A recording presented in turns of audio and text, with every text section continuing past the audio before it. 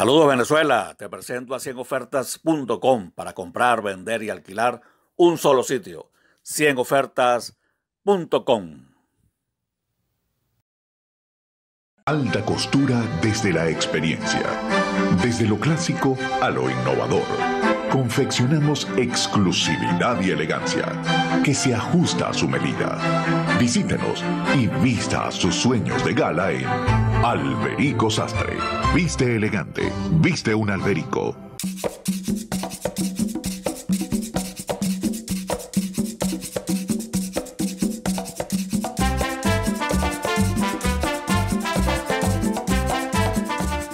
Muy buenas tardes. Una vez más, sean bienvenidos a La Verdad de Miguel en nuestro canal de YouTube. Hoy 28 de junio. Estamos conmemorando un aniversario más del fallecimiento del tenor de Venezuela, Alfredo Saavedra. Alfredo Sánchez, excelente cantante. Bien, esta semana ha tenido bastante movilidad en cuanto a las noticias, sobre todo las noticias internacionales, sobre todo el papel que juega la comunicación social, las redes sociales. Celebramos ayer, celebramos el día del periodista. Bueno, otra vez llueven las condecoraciones, etcétera. Pero yo creo que hay como una visión equivocada del periodismo. El periodista no es una vedette, no es una estrella. El periodista tiene como obligación, de por sí, es como el médico. Un médico, yo diría que hasta el periodista es más peligroso. Porque un médico mata a una persona con una mala praxis. Un periodista mata a la opinión pública. ¿Ves la diferencia? Bueno, hoy vamos a tener a nuestro amigo Víctor Manuel García Hidalgo. García Hidalgo, siempre lleva el apellido de mi papá y mi mamá. Es eso, bueno. Yo me debería llamar Miguel Antonio Salazar Rondón. Así es. Pero me quité Rondón para no parecerle un carajillo. No, mentira. Pues somos buenos amigos. Mira, porque en política, chicos, ¿te has dado cuenta que la gente se ha separado? Sí, claro. En los últimos 24 años, 25 años, la familia venezolana se ha difuminado, se ha desintegrado, se ha dividido por cuestiones políticas. La polarización le hizo mucho daño a la familia venezolana y a la política. Y recuerdo que así más o menos una polarización como la que hubo aquí en Venezuela fue la que sucedió en el siglo XIX con liberales y conservadores que se fueron a la guerra por la estupidez política de liberales y conservadores, y se produjo aquella guerra federal. Familia, se habla de que la población venezolana entonces, Miguel, era de aproximadamente 2 millones de habitantes y se mataron 110.000 venezolanos durante esa guerra federal estúpida entre liberales y conservadores. Sí, fíjate, yo veo, bueno, compartimos criterios, ¿eh? Pero yo veo que la actitud, vamos a decir, más violenta la lleva la oposición. Yo viví aquellos días de la Juarisma. Yo salí de aquí, trataba de que nadie me reconociera por allí porque a mí me vinculaban con el chavismo, que es cosa que no es verdad. Y yo vi cómo perseguían a la gente que ya cualquier cosa roja, sí, no meteré candela. Cosa que yo no había hecho política nunca. Me mandó una persona Completamente equivocado, claro. Un guardia nacional que hacía una moto y le brincaron encima como, claro. Esos radicalismos extremos son tan Pero tú pones a ver quiénes manejan esos radicalismos. Eso no da la cara. Buscaban a los muchachos de por ahí de la mano en el Guaira, por a pelear en la calle. Es verdad. Y después presentarse con su cara muy limpia como si no hubiera. Bueno, En aquel momento, los mismos que solicitaban la invasión americana, la intervención guerrerista de los Estados Unidos en Venezuela, los que pedían bueno, que vinieran los Marines a Venezuela a matar compatriotas venezolanos, eran los mismos que hablaban de ese radicalismo, la gente de Voluntad Popular, Leopoldo López, el señor Guaidó, María Corina Machado, que después, bueno, ahora ha dado muestras de que se equivocó con aquel discurso radical de derecha, de intervencionismo bélico, y ahora, bueno, decidió tomar el camino de la participación electoral con las primarias.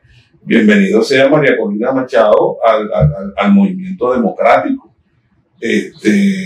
Pero hay que admitir que sí, tú tienes razón completamente en eso. El radicalismo de la oposición fue torpe, como fue torpe también la actuación de los llamados colectivos armados que iban a acabar con las marchas a punta de plomo.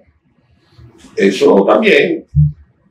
Bueno, la verdad es que no conozco esos colectivos. No, cómo no, yo sí los vi actuando en más de una oportunidad. Yo hago a veces de abogado del diablo, porque yo también asumo mucho esa muchas veces la gente puede decir, bueno, Miguel Salazar es chavista, porque estoy hablando de lo que estoy hablando.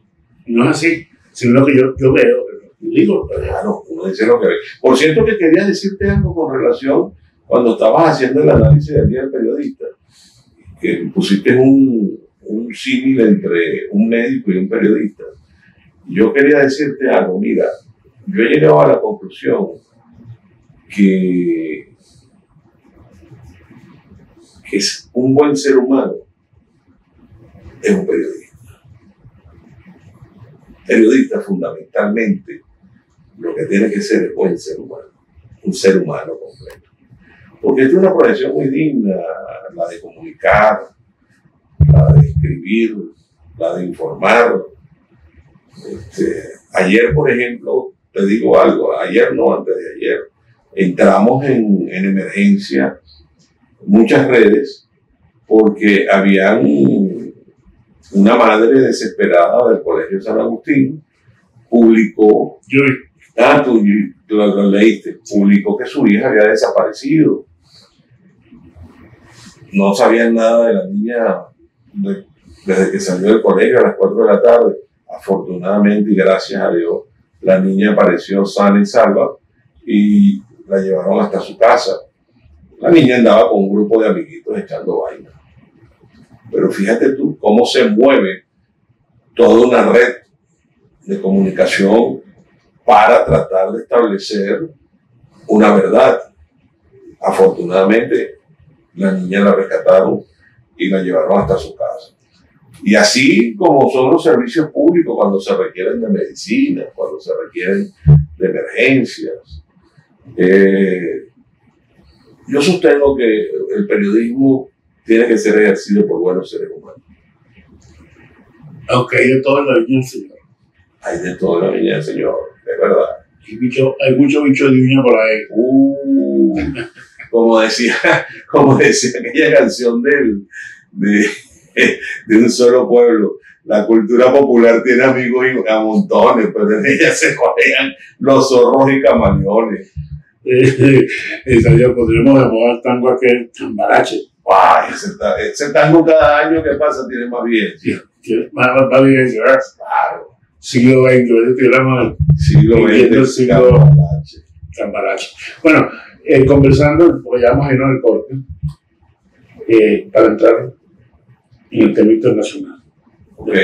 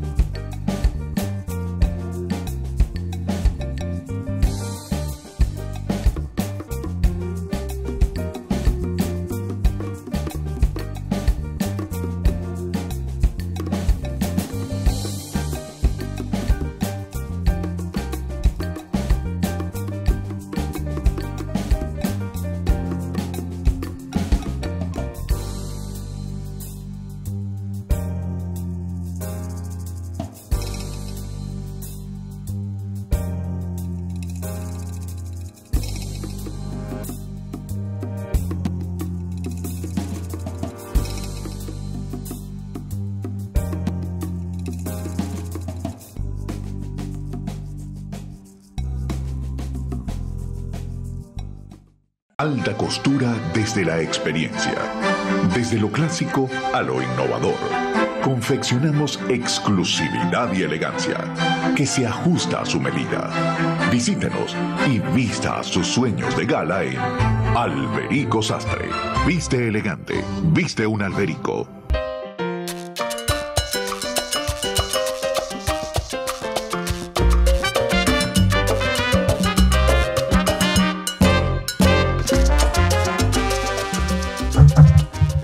Bien, estamos pues, hoy 28 de junio, entre editores. Estoy con Víctor Manuel García Hilar, de Infocifra. Víctor tiene una actividad muy frecuente en las redes sociales y crea opinión pública. Aunque tú estás muy activo también en TikTok, te estoy viendo muy fuerte en TikTok. He tratado. No me gusta que vivas peleando con tipos que son innombrables, pero bueno, tú te empeñas en pelear con la gente. Bueno, porque muchas veces me dicen no lo menciones, ¿no? Bueno, yo lo voy a mencionar. Muchas veces me dicen una respuesta. Hoy en día uno escucha ese tipo de personas como si supieran muchísimo. Y la verdad. Pero eso ha pasado. La culpa no es del ciego, sino de quien le da el error. Había un periodista, chico, de Radio Rumbo, un periodismo que hacía periodismo radial, hace muchos años, pero no me acuerdo el nombre de él, que él decía, él cuando señalaba a ese tipo de personajes, lo llamaba, ni siquiera lo llamaba pedazos, sino le decía piazo. Piazo, es un piazo. Y entonces, después de piazo, entonces le acuñaba Galápago. De verdad que se le pega el piazo y el Galápago. Vamos a hacer más fino que el horno, ¿no? Mira, Pablo, vamos a entrar en el tema internacional. Recientemente, cuando ocurrió, voy a decir entre comillas, un levantamiento militar en Rusia, un grupo que a sola vista podemos considerar irregular, paramilitar, es un grupo de mercenarios, se alzaron contra Putin. Pero resulta que quien se alza contra Putin es su chef, el bocino, además. Entonces yo me preguntaba, bueno, si se alza contra Putin, ¿para qué? No lo puede envenenar, no puede hacer cosas, no lo tiene cerca. Entonces, fíjate, tú enviaste escribiste en las redes, se tambalea el gobierno de Putin. Y yo te llamé, señor, ese gobierno no se tambalea. Ahora, fíjate tú, voy a plantear yo, voy a picar adelante. Yo tengo la tesis de que eso fue un autogolpe. ¿Te parece? Sí. Porque es muy, pero llama mucho la atención de que el hombre, en medio de una guerra comunicacional, ya está llegando a Moscú y ya va a entrar, está a 50 kilómetros y va y se va a acercar a la guerra nuclear, etc. A última hora se echa para atrás. Con la anuencia del presidente, uno de los presidentes de Bielorrusia. ¿Y qué pasó? ¿Qué se puede buscar con un autogolpe? Que asomen la cara lo que están escondidos. Lo que pasa es que esto nos enreda mucho más la guerra comunicacional. No, y sobre todo el momento que se vive allá, con una guerra entre Rusia y Ucrania. Y donde está, entre Rusia y Ucrania, ¿no? Donde está la OTAN, por un lado, Estados Unidos. Rusia, Estados Unidos, por supuesto, por la OTAN. Y ahora, Prigozhin, sí, el jefe del grupo Wagner, del grupo mercenario, es una sonada de mercenario, es un hombre que, además de ser un hombre irregular y ser un delincuente, porque tiene delitos de lesa humanidad, pero bueno, así son las cosas, ¿no? Yo recuerdo mucho que, para poner un ejemplo, un símil, cuando Christopher, creo que fue el director del SEBIN, que ahora es disidente. que es disidente y está en los Estados Unidos, Cuando Christopher estaba en el SEBIN, era Sí, narcotraficante. Christopher Figuera era narcotraficante, era todo lo que le querían decir desde los Estados Unidos. Cuando Christopher Figuera es disidente y se va a los Estados Unidos, entonces, ¿dónde quedó toda la historia anterior? Todo lo que decían de ese señor. Bueno, más o menos así son las cosas a nivel internacional. De este señor Prigozhin se dice de todo, que es un delincuente, que es un asesino de guerra, cosa que se le ha atribuido también a Putin por los asesinatos producto de bombardeo que han tenido sobre Ucrania. Pero esto depende del cristal desde donde se vea. Porque si tú te pones en la órbita de las agencias noticiosas, Novosti, TASS, que son la China, que es la Xinhua, entonces tú observas un panorama completamente distinto al que ves en las agencias de noticias de Occidente, en Reuters, en DPA, en France Press, F. Entonces, por supuesto, uno como editor, tú como eres un editor ya con experiencia, uno lee las dos lecturas, ¿no? Uno tiene que ir a la fuente socialista de aquel lado, como tiene que ir también a la fuente occidental.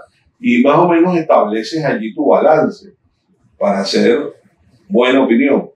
Ahora, ¿cuál es el balance que yo tengo de todo lo que he leído de lo que aconteció recientemente en Rusia? Que efectivamente hubo una sonada militar, ni siquiera llegó un levantamiento militar, eso es una sonada militar lo que se produjo allá.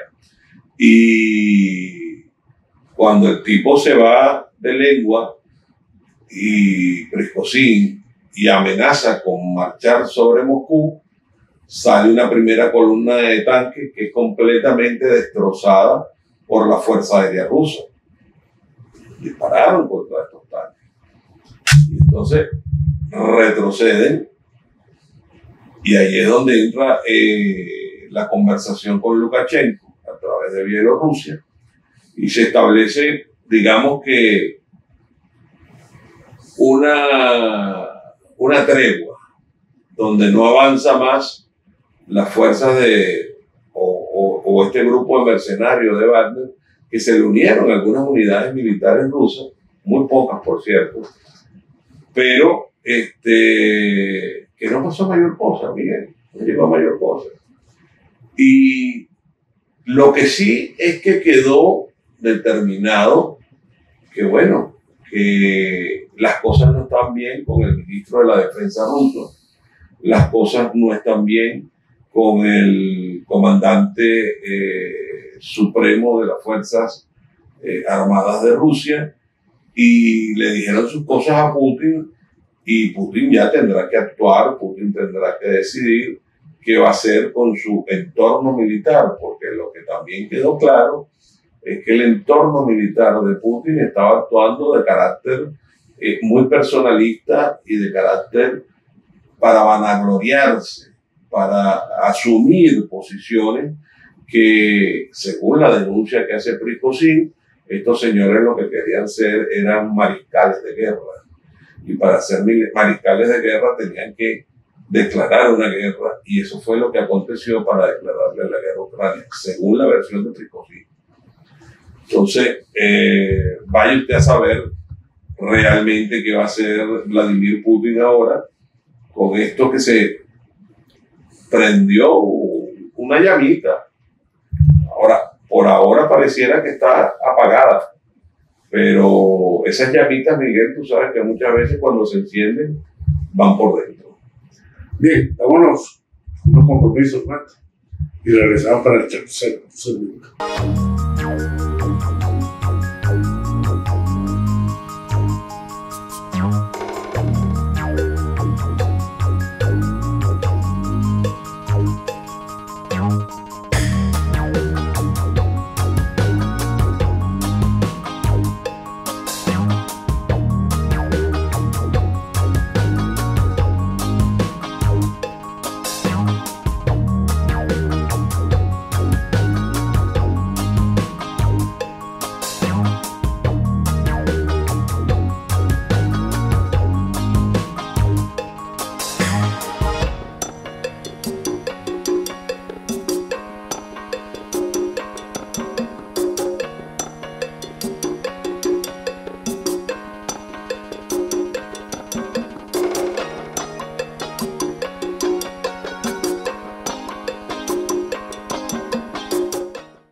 Alta costura desde la experiencia.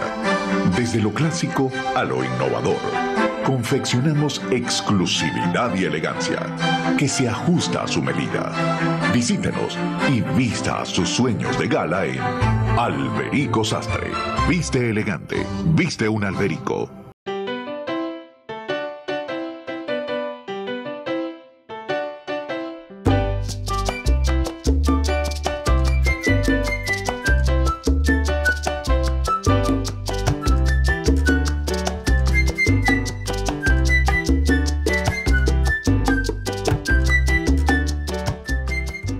Continuando con la verdad de Miguel de Solano de YouTube y con la comparecencia por la invitación que hicimos a Manuel García, estamos hablando sobre el tema de Rusia. Víctor dijo algo que yo no comparto. Cuando habla de que el señor, ¿cómo se llama el señor? Priscosí Es un asesino, es un delincuente, etcétera, etcétera, etcétera. Y después dijo, todo se dice depende del que está nunca se ven las cosas. Él tiene un cristal, yo tengo otro. Eso se va definiendo en la conversación, en el intercambio de ideas. Por ejemplo, si tú me llamas asesino, explico sí. Yo llamaría asesino a Trump.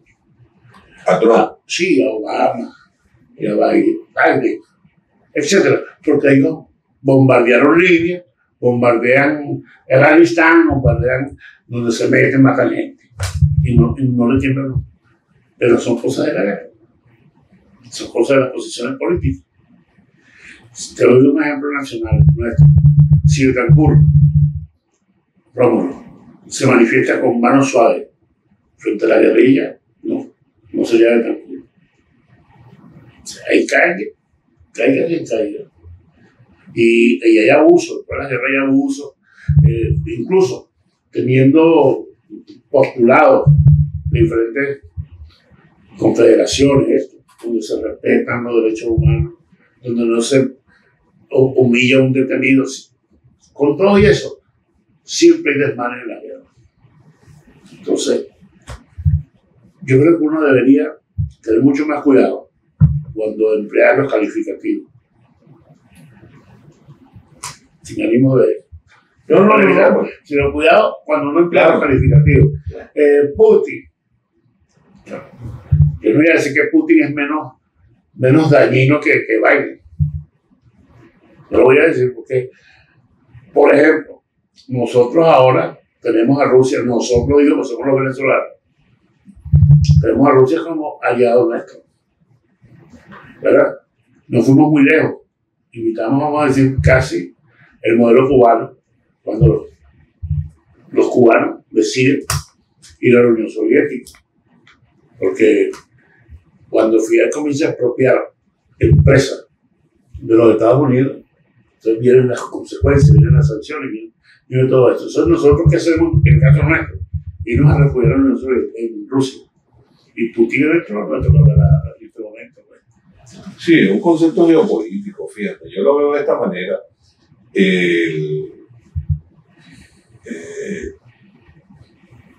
Rusia, China, Irán, Turquía, forman parte del concepto geopolítico estratégico del gobierno de Venezuela, del gobierno del presidente Nicolás Maduro. Sudáfrica. En menos proporción. Arabia Saudita. No, pero es que ya ahí entraría otra connotación, que es la de que las naciones no tienen amigos, sino tienen intereses.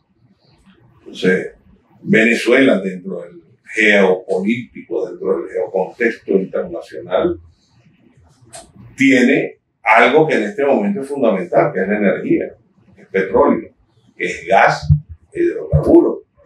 Y Europa carece, debido a esta guerra y a la voladura de algunos oleoductos que se hicieron en el Mar del Este,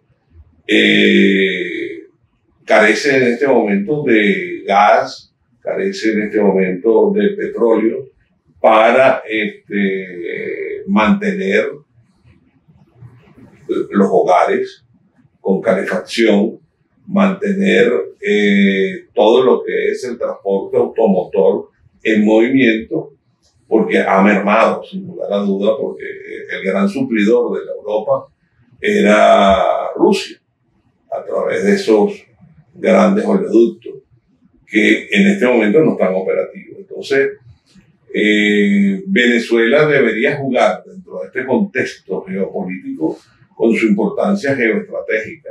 Somos un país productor de petróleo, somos un país productor de gas. Entonces, ¿qué estamos haciendo? Bueno, por un lado, mantenemos una sociedad estratégica con estos países que ya mencioné, pero por el otro lado estamos tratando de venderle crudo a los Estados Unidos, que necesita enviarle crudo a sus aliados en Europa para que se calienten y no mueran de frío durante el invierno. Estas cosas hay que decirlas. Entonces Venezuela tiene una posición geoestratégica muy importante. ¿Qué ha hecho el presidente Maduro? El presidente Maduro ha hecho, bueno, se mantiene dentro de este grupo con sus aliados China, Rusia, Irán, Turquía y los demás países que apoyan esta estrategia geopolítica, y por el otro lado está viendo la fórmula de ganar mercado petrolero. Pero ¿qué pasa? Con unos Estados Unidos que mantienen una serie de sanciones sobre Venezuela. Yo quiero comentarte algo que es un detalle sencillo, Miguel.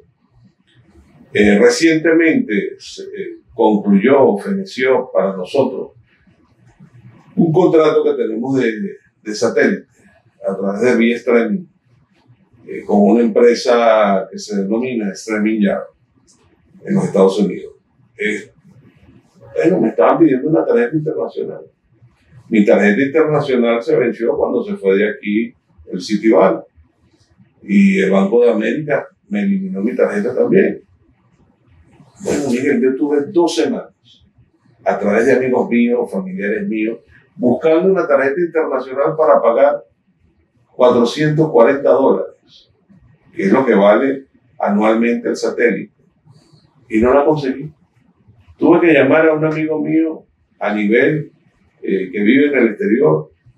Lo voy a mencionar porque es un gran amigo nuestro, que es Osvaldo Muñoz, el editor del diario El Venezolano. Osvaldo me prestó su tarjeta para que pudiéramos nosotros funcionar con el satélite. Bueno, ¿y qué culpa tengo yo? Si yo nunca he sido gobierno o formado parte del gobierno de Chávez o del gobierno de Nicolás Maduro para que me eliminen mis tarjetas y yo no pueda hacer mis transacciones en los Estados Unidos a través de alguna tarjeta. Sí, sin duda, eso lo hace mucha gente. Porque a mí me sancionan. Pero yo dice que me van a sancionar a los dirigentes. No. Estamos todos sancionados. Estamos todos condenados. Trata de agarrar un avión para los Estados Unidos para que tú veas por dónde tienes que pasar. Ya vieron la línea, dice. Bueno, me dijo Osvaldo que parece que es un bulo. Sí, una fake news. O fake news, como tú lo quieras llamar. Sí. Así se dice. Entonces por ahí cualquiera llega y dice, los Estados Unidos van a restablecer las líneas aéreas con Venezuela, y entonces lo publica todo el mundo en las redes sociales. Y resulta que es mentira. Pero ¿cómo se hace si a ellos les encanta eso? ¿Tú estás de acuerdo con que todos aquellos que pidieron sanciones para Venezuela sean sancionados ellos? Sean inhabilitados a los puestos políticos. Mire, buena pregunta que merece análisis. Yo fui preso político durante 3 años, 5 meses y 10 días. Fui preso político del gobierno del presidente Nicolás Maduro. De hecho, el primer preso político. Y quiero decirte algo, Miguel. Yo nunca he abierto la boca ni he levantado mi voz para solicitar medidas extremas, severas en contra por los derechos humanos o por violación del derecho humano, por violación, por medidas extremas y tal y qué sé yo, ¿no? Pero yo considero que eso es la justicia, Miguel. No es como aquella de la ley de la selva, diente por diente, ojo por ojo, diente por diente. La ley del talión. La ley del talión, no. Yo creo que de eso se tiene que encargar la justicia. Pero una justicia bien aplicada. Yo creo que si el señor Nicolás Maduro y quienes me metieron preso violaron la Constitución, violaron los derechos humanos, al momento que han declarado presos a tantos periodistas, tantos venezolanos, tal y qué sé yo, que se encargue la justicia. Ya un compromiso. Ya vamos a diferir otra vez.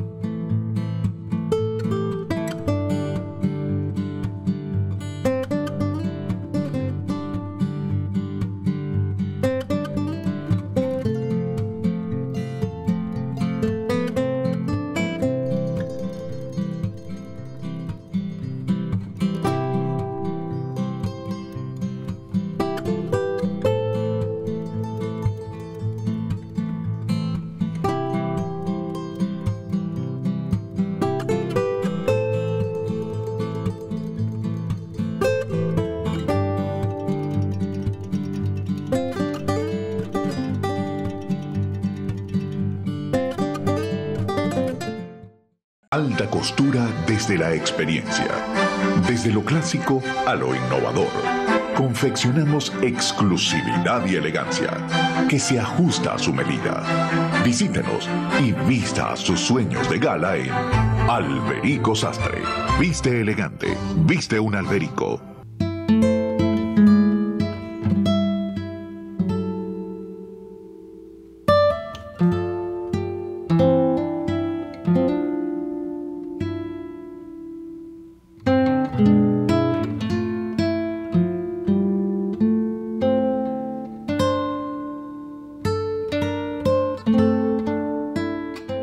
Listo. Bueno, programa muy interesante con Víctor Manuel García. Imposible. Víctor decía en el segmento anterior que él había sido el primer preso político de Maduro. Ahora veamos por qué. Víctor estuvo, de acuerdo a lo que yo vi, incurso en los acontecimientos del 11 de abril del año 2002. Y existen los elementos probatorios de eso. Es más, siempre la cuerda revienta por lo más delgado. En este caso, a pesar de que es un hombre corpulento, Gracias por lo de delgado. revientó por él. Porque yo sepa, Napoleón que estuvo con él en el programa de Beneficio y otros más siguieron libres mucho tiempo y se pudieron ir del país a lo mejor por su cuenta propia. Pero esto, ¿qué podías esperar tú del gobierno? ¿Qué podías esperar tú? Si tú hablaste de cómo había sido el golpe y quiénes lo prepararon y cómo te reuniste con el general González y viste aquella... Oye, el tiempo de Rómulo Betancourt, tú no sales liso del canal. Pero es que yo no salí liso. No salís, te hablaron después, tiempo después. Pero es bueno. Y a mí siempre me encanta hablar de este tema contigo, porque tú lo asumes con mucha seriedad y yo también. Fíjate tú, 11 de abril del año 2002.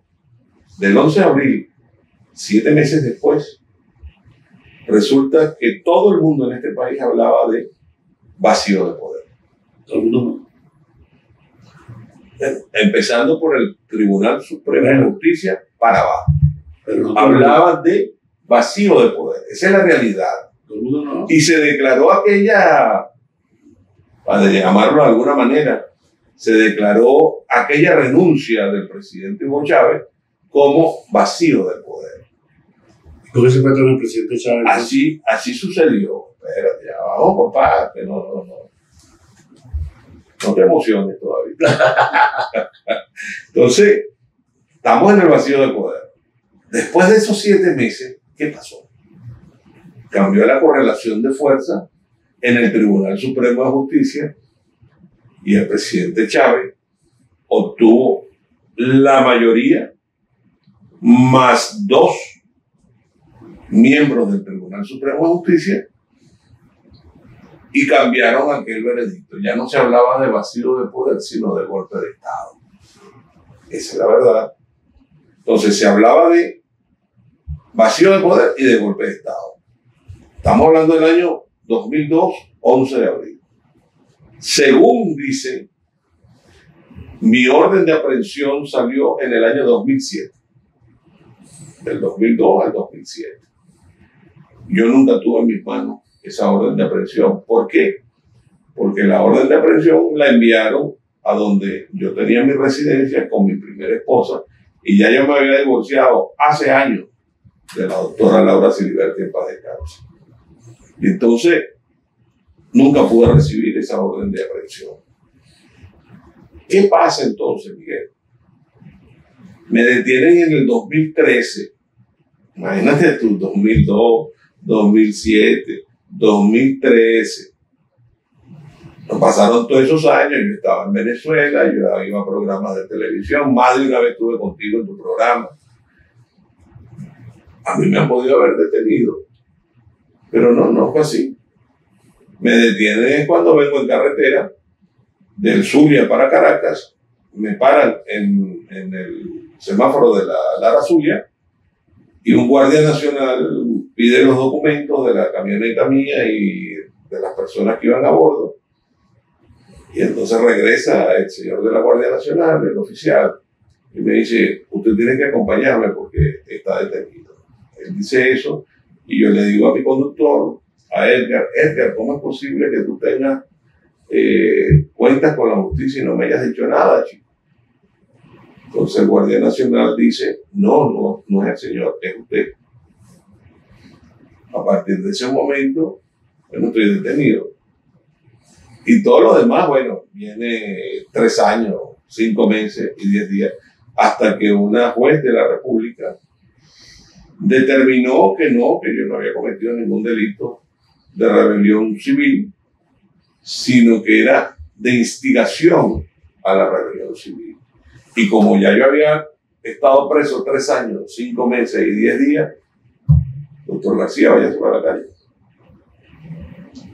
Así fue. O sea, tuve que pagar 3 años, 5 meses y 10 días. Bueno, son criterios judiciales. Son criterios legales. Ahora, lo que debo decir yo también así, porque lo que es bueno para la pava es bueno para el pavo. Es que los fiscales que estaban pidiendo 12 años a 24 años de cárcel para mí, que eran los fiscales de la señora Luisa Ortega Díaz, los metieron presos por corrupción. Y entonces ya yo no tenía fiscales del Ministerio Público en mi caso. Para que ustedes vean este caso. Tú sabes que una oportunidad, yo después vi a González. ¿Sabes? Estuvo suelto por mucho tiempo. El otro señor uno que entró en la embajada cubana. González nunca estuvo detenido. No, sí, yo lo llegué a ver. Claro. Pero yo le dije, en una oportunidad en Casa Cortés, amigo, váyase aquí de Venezuela, que no va a pasar aviso. Y se lo dije después al otro amigo que estuvo preso, y que es Simonovich. Iván Simonovich. Desde mi óptica, desde mi punto de vista, usted cometió un delito, el mío. Váyase. Usted se iba por Maracaibo, lo agarraron en Maracaibo. Claro, bueno. Es verdad. Entonces, tuvo como 11 años detenido, ¿no? Sí. Después le dieron casa por cárcel y fue donde trató de evadirse y después se fue. O sea, y ahí pasaron muchas cosas en esos días, como pasan ahora. Estamos hablando desde la cuestión de las sanciones, estamos hablando de la inhabilitación. Una persona que pide, mira, pongo un momentito ese discurso de Caldera. Cuando va un señor y dice a unos inversionistas en el extranjero, ustedes no inviertan en Venezuela porque en Venezuela no se puede invertir, me provoca fusilarlo. Y cuando llamé una vez traidores a la patria, no es a los que critiquen la política económica del gobierno, es a los que salgan a Nueva York, a Londres, a Tokio, a decir que en Venezuela no se puede invertir, porque esos son enemigos del país. Ahorita Caldera. Quien pide sanciones contra Venezuela es un traidor a la patria. Lo que estoy es parafraseando a Caldera. Que dígase que no, es una eminencia política en Venezuela en los últimos 50 años. Bueno, con sus errores. Bueno, que todos cometemos errores. Pentaculo no cometió errores y Pérez no cometió errores. Claro. Con sus errores.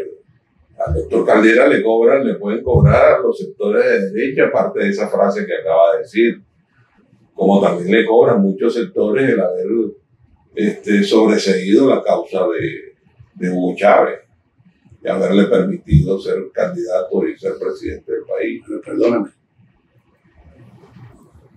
aquí en Venezuela se sobresalió la causa de una investigada que se había levantado en Puerto Cabello y pasó el ministro Luis Herrera. ¿Quién le puede cobrar al gobierno que lo hizo? Creo que fue el gobierno de Leoni.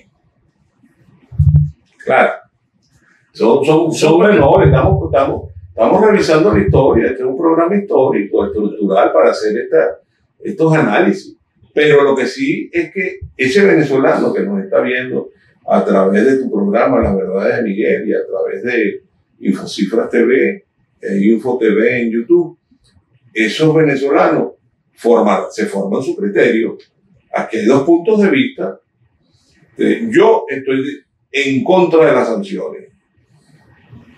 He padecido de las sanciones cuando yo no formo parte de este gobierno del presidente Nicolás Maduro. Pero es una injusticia. Claro que es una injusticia. Porque mientras tú tuviste preso 3 años, Juan Guaidó, que hizo lo que le dio la gana, entraba y salía de fuera de Venezuela. Y eso no implica que la gente siente la impunidad. No, y los recursos que manejó esa gente. La impunidad se paga con Ronald Carreño. Qué lamentable el caso de Ronald. Yo quisiera que nosotros dos como editores coincidiéramos en que nos otorgaran el sobreseimiento de la causa a Ronald Carreño o le dieran el indulto a Ronald Carreño, chicos. Ahí está. ¿Cómo van a poner a Ronald Carreño manejando una AK-47? No vale, Ronald Carreño podrá manejar un cortabuña. Ronald Carreño una tijera, porque a él le gusta cortar tela y cosas de esas, le gusta la moda y esas cosas. Pero manejar una AK y bombas y misiles y vainas de esas, ¿no? Si está preso Ronald Carreño, perdonen los periodistas que voy a nombrar, Kiko Bautista estaría preso. Ahí está el discurso. Soy un estudioso de esa época. El discurso de Kiko Bautista llamando a Miraflores y el titular de la Universidad Nacional decía: el combate será hoy en Miraflores. Grande. Ajá, está bien. Y entonces meten la lista, meten la lista esa a mi amigo, compañero de la universidad, al gordo Juan Barreto, que por cierto está en Infocifras TV con su programa, porque Juan Barreto decía: vamos a Miraflores, porque no podemos dejar que llegue aquí a Miraflores. Él estaba en una situación de defender al gobierno, él es funcionario del gobierno. Y entonces no aparecían unos tipos disparando contra No, eso no es verdad. Eso no es verdad. Tú no lo viste. No, yo estuve ahí en Ponte Yaguno. Bueno, ahora me toca a mí decir. Yo estuve en Ponte Yaguno. Héctor y Kevin, un segundito. Pónganme ahí el video donde aparece disparando desde Miraflores, desde Puente Yaguno, en contra de la marcha. En contra de la marcha, hermano, la marcha venía por el lado del Calvario, hermano. Está registrado. Vamos a verlo, ahí está. El trabajo de nuestro equipo reporteril. Venezuela y el resto del mundo fueron testigos de primera fila del momento en el que un grupo armado arremetió contra las personas que marchaban pacíficamente hacia la Plaza Oleari del... Está registrado en el Banal. Está registrado. Bueno, ahorita vamos a hablar de esa manera. Que la gente saque su propia conclusión. Yo tratar de que la gente saque su propia conclusión. Mira, nos vamos a venir para el último, ¿no?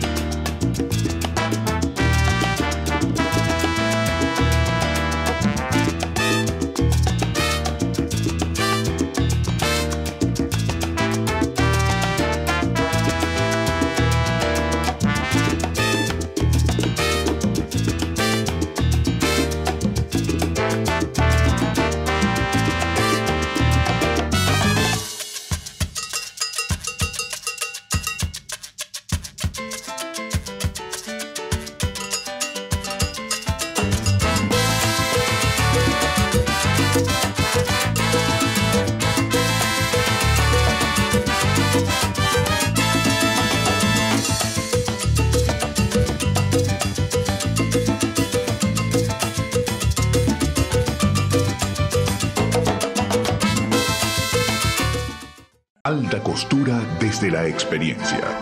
Desde lo clásico a lo innovador.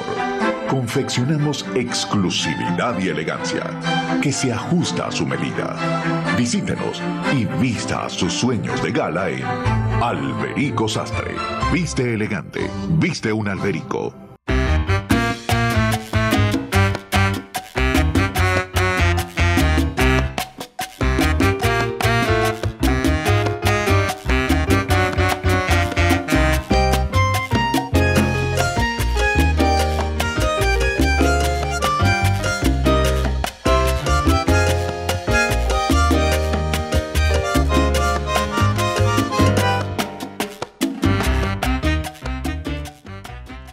Bien, estuvimos en el último segmento, ya hablando casi cuestiones testimoniales, con Víctor Manuel García. Víctor Manuel, así era el nombre de un emperador italiano. Vittorio Emanuele. Vittorio Manuel. Reyes de Italia. ¿Y tú eres de qué parte de Víctor Manuel? No, chico, yo nací en el centro obstétrico de Caracas, en la parroquia cerquita de la universidad. El partero de mi madre fue el doctor Miguel Llaver, imagínate tú. Mi primer pediatra fue Armando Sucre, que fue el mismo director, el primer director de la maternidad Concepción Palacio. Sí. Centro obstétrico de Caracas. Mira, Víctor Manuel pidió un video sobre el Puente Yagüe. Lo que ocurrió seguido. Yo llegué a Puente Yagüe a las 2:30 de la tarde, cuando empezó la balacera. Ahí murió un amigo mío que se llama Jorge Tortosa. ¿Recuerdas de Jorge? Claro. Quienes disparaban contra el puente venían detrás de las tanquetas de la Policía Metropolitana. Nosotros estamos al lado del Calvario, que ahora intenta entrar Pablo Medina, que busca la estrella porque hay que subirnos a Miraflores. Yo lo vi. Y la manifestación viene por ese lado, no viene por la Avenida Baral. Por la Avenida Baral suben las tanquetas de la... ¿Y qué pasa? Hay un grupo de personas que proceden a defender al gobierno desde ahí contra las tanquetas. Los primeros muertos cayeron en Puente Yagüe, con certeros disparos en la cabeza. Eso no lo hizo. Entonces, trastocaron las imágenes para presentar como una agresión contra una manifestación. Pobrecito, una manifestación donde venía Gabriel Puerta Ponte adelante. Eso era pacífica. Y donde el Nacional convocaba. No se te olvide esto. El Nacional convocó para la toma de Miraflores. Y estaba el señor que ahora se da golpes de pecho, el general que fue presidente de PDVSA. ¿Cómo se llama? Juan Puro Alameda. Juan Puro Alameda, como un agitador vulgar, agitador universitario. Ahí en la esquina de Marcos. La esquina donde está el Ramito. Cerca de su vida de esquina de Bolero. Hacia Miraflores. Él estaba allí incitando a las masas. Mientras había, esto era una cuestión de verlo. Bueno, Miguel. Había, espérate, en el edificio administrativo de Miraflores permanecían un grupo de militares como si estuvieran viendo un juego de pelota. Entre ellos, Alejandro Andrade, Carlos Aguilera, que era el jefe del CEDIN. Entonces dice, yo no entiendo esta vaina. Esto es un juego de pelota. Y después viene todo lo que vino después. ¿Verdad? Pero un señor ministro que presentó una renuncia, la cual aceptó, que no apareció por ninguna parte. Un presidente del Tribunal Supremo que terminó como embajador en el Vaticano. Y Chávez después dijo que esa era una decisión de mierda, ¿no? Sí. Lo que había dicho que era un vacío de poder. Entonces yo creo que las cosas, que más el tiempo, este muchacho joven, para la época que no había nacido, tienen otra visión, porque lo que se dice a través de los medios, quienes dan la información son los que pueden, quienes manejan la información. Yo estoy en desacuerdo, por ejemplo, que el gobierno nacional sea el titular, el propietario de la mayoría de los medios de comunicación que hay en Venezuela. Bueno, pero esa es la hegemonía comunicacional. Bueno, pero estoy en desacuerdo, porque la gente no piensa que yo estoy hablando cosas, no, yo estoy en desacuerdo. ¿Por qué? Porque eso distorsiona la información. Por supuesto. Tú vas a pasar la información de acuerdo que eso es lo que ocurrió con María Corina. Yo pienso que María Corina sí tiene gente y lleva gente a algunas manifestaciones, pero hay unas que se ve que no. Que están trastocadas, que están puestas imágenes sobre imágenes. Y hay mucho por ahí, muchos personajes que saben hacer ese tipo de cosas. Sí, como no hay expertos en hacer esas cosas. Ahora, yo quiero decirte algo porque discrepo de tu punto de vista. Para terminar. No, pero para terminar, pues, trata de abreviar. Oye, vamos a sacar el porcentaje. Mira, ponme ahí el discurso de Rómulo. Se infiltraron unos oficiales retirados y un grupo de civiles en el batallón Freites de Barcelona. Y allí la mayoría quedaron tendidos y otros están en la cárcel. Porque quien se introduzca en un cuartel en Venezuela no será recibido con serpentinas y confeti, sino con plomo. Quienes vayan a los cuarteles a susurrarle al oído a los militares no van a ser recibidos con flores. Sin embargo, aquí, en Venezuela, durante las Guarimbas, un grupo de fascinerosos, diría yo, se dirigieron a la Carlota a tirar piedras y bombas molotov y todo eso. No, yo quería ser recibido. Más bien ahí no cogió el muerto que debía caer. Hay poca gente. ¿Cómo tú vas a enfrentarte así de esa manera? Tú haces eso en los Estados Unidos, ¿cómo sale? En cualquier país del mundo. O una base militar, tú te vas a caer. Ah, sí, yo lo voy a echar de ver. Bueno, entonces, las consecuencias de que tú eres tan romántico, tan luchador, échale bicho. Pero después no te des golpe de pecho y ay, Dios mío. Yo siempre he lamentado. Tiene la palabra, muchas gracias, Miguel, editor.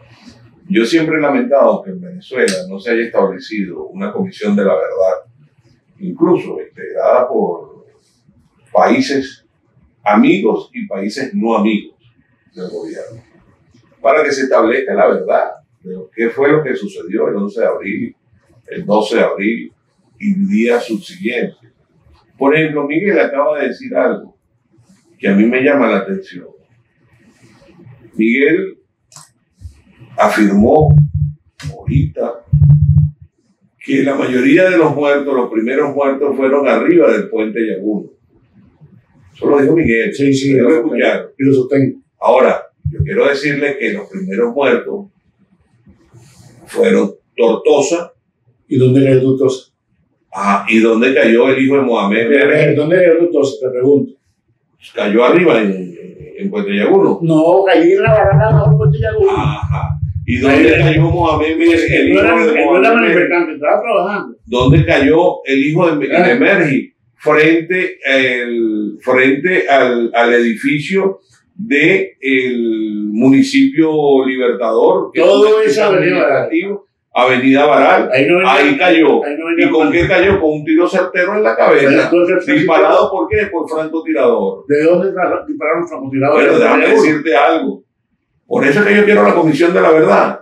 Porque circuló un audio de un personaje del alto gobierno del presidente Hugo Chávez que decía: ya empezaron a caer los cambures.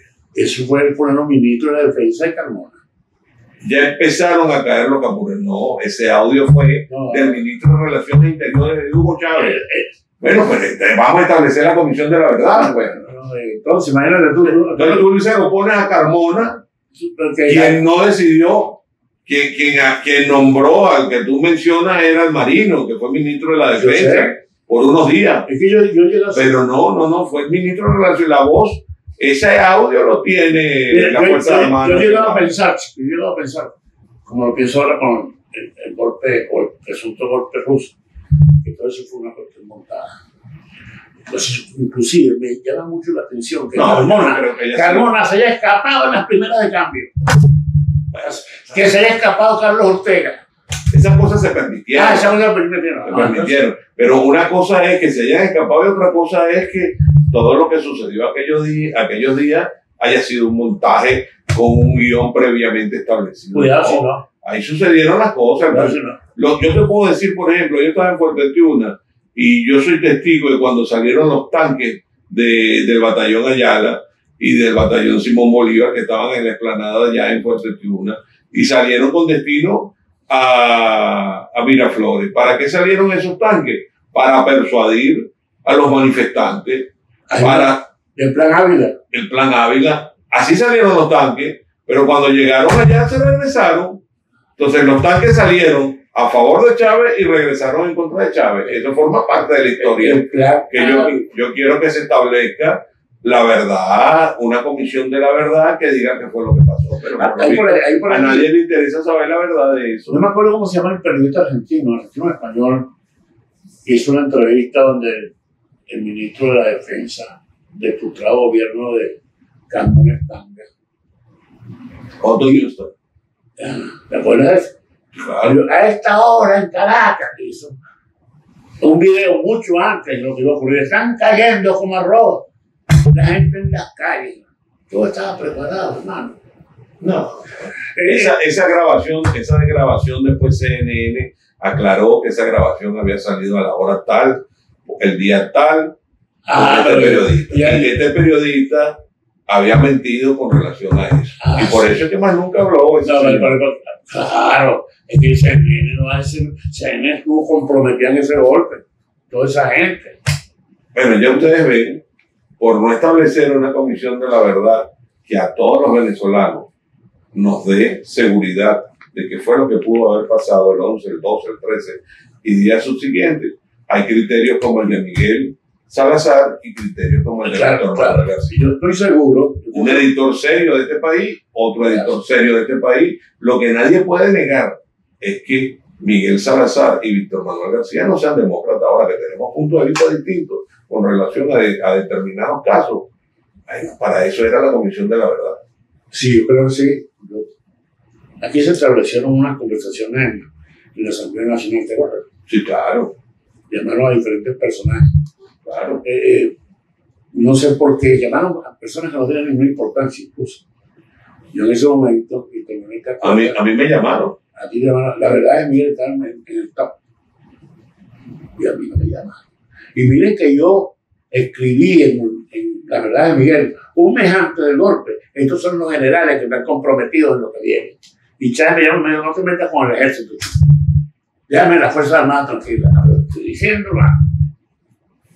Chávez te llamó. Sí. Yo no sabía eso. Y tuvo una conversa que se murió lamentablemente con aquel amigo que le decían en la Fuerza Armada, Sabañón. Claro. Era jefe de Cabín, vicepresidente de Cabín. Vicepresidente de Cabín, claro. Bueno, él, Moreno. Julio Rodríguez Sala. Que por cierto es cuñado del diputado Luis Eduardo Martínez.